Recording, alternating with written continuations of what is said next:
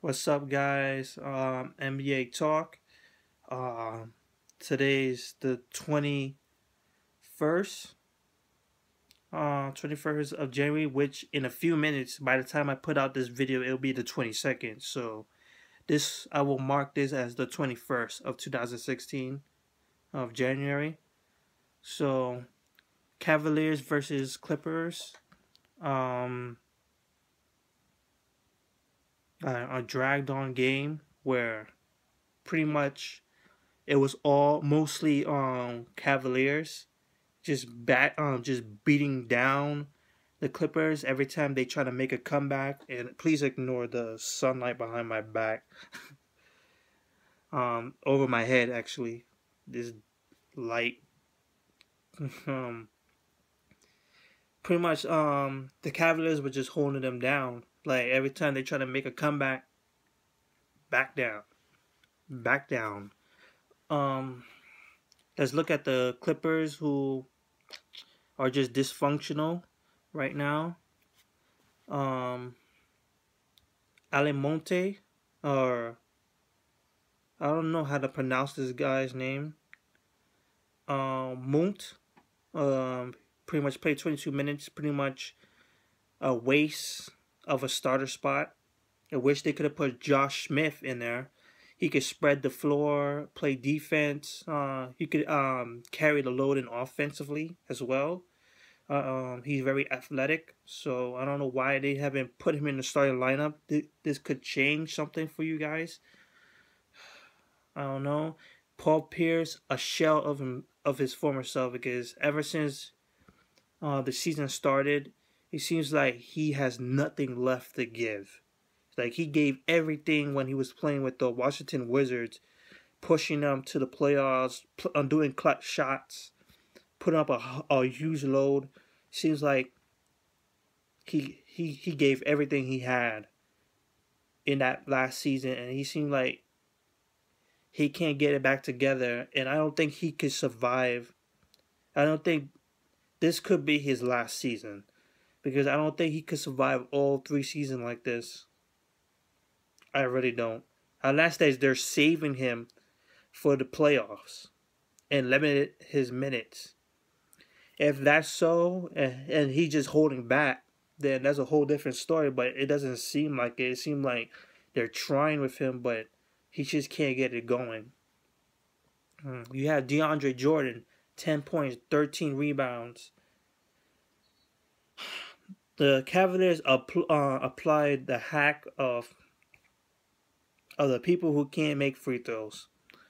DeAndre Jordan, Andre Drummond, even though he didn't play the game, but what a horrible game he had last night. I'm hope to address that later, because it has become an issue in sports news, in NBA news. This is a real big issue, and people are asking for officials of the NBA, the higher ups, to able to put some ruling down on the fouling, and that this hurts the game, truly does, really. JJ Redick, 17 points, good but not enough. Chris Paul had a very good game. 30 points, 9 rebounds, 3 steals. Great, very great, but not enough. Because there's so much he can do. There's so much he can do when he's carrying most of the load. You have Jamal Crawford giving you 16 points off the bench. You have Aldridge, the center, giving you 11 points off the bench. Still not enough to push through. Not enough help. Not enough help. So let's look at the Cavaliers. 22 points, 12 assists from LeBron James, 5 rebounds from LeBron James, 9 out of 17 shooting. Not bad. Kevin Love, 18 points, 16 rebounds.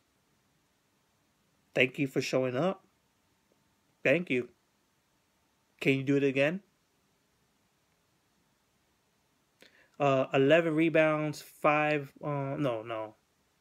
Let me just go backwards. Timothy Mozgov has 11 points, 5 rebounds, 2 block shots. J.R. Smith put out 22 points. This guy has been consistent for the past couple of games, which is very, very great. I like that. Keep it up.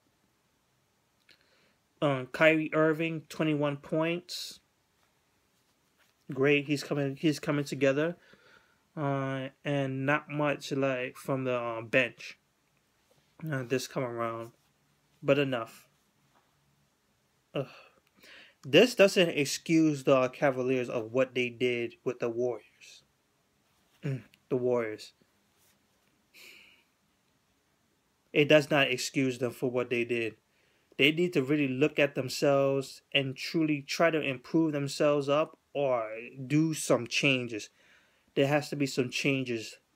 Either that you guys go to have a locker room meeting or over practice, try to work with new strategies, have a new mentality or something. Because the way that you guys handled yourselves in the Warrior games was terrible. And that's unexcusable. That's unexcusable. I hope this helps them improve themselves up. Because they really need to change their ways if they're going to end up winning a championship. I believe they're going to come out of the Eastern Conference for sure. But whoever comes out of the West is a big dilemma. Spurs, Warriors. If any of those two show up, you need to change your ways or you're not winning nothing. Nothing at all. Because the way that you played against those two, the last games that you played, the Spurs and the Warriors, you guys got spanked. The Warriors just swept you this series already. We're not even halfway through the season. Boy, you got to change your ways. So, Cavaliers go 30-11.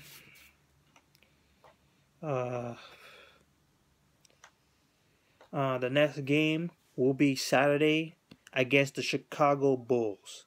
Let's see what they do. And the Clippers end up facing my New York Knicks tomorrow night. So I'll be covering that as well. So that's it for me. Peace out.